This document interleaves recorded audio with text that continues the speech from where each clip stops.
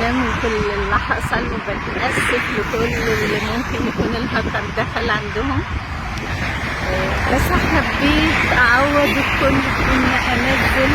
أنا من الصبح يمكن بعد شروق بشوية، وأول ما رجع الحساب هو كان رجع من يومين، بس كان في عملنا غلطة كده فنية، حاجة تقنية، فتوقف يومين ورجع النهاردة.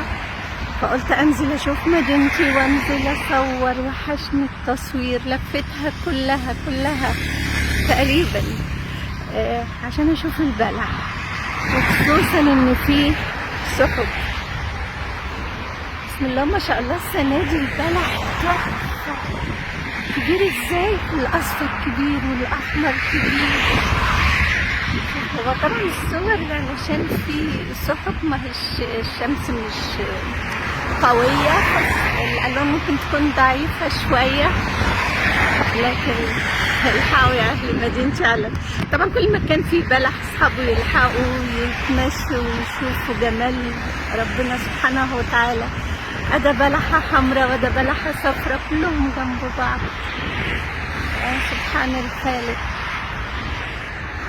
فالحقت هعيشوا معاه شوية، لأن شوية صغيرة يا عيني، معرفش ممكن يكون النهاردة، ممكن يكون خلال الأسبوع ده بالكتير. على الأسبوع الجاي هيشيلوا البلح، يعني هيجوا الناس اللي ربنا يرزقهم بالخير اللي كل سنة بيشيلوه، معرفش اسمه، بيقطفوا بيجمعوا، وأنا بفرح بيه وهو طالع، وببقى فرحانة برضو وهم بيشيلوه، على إن رزق رايح لناس.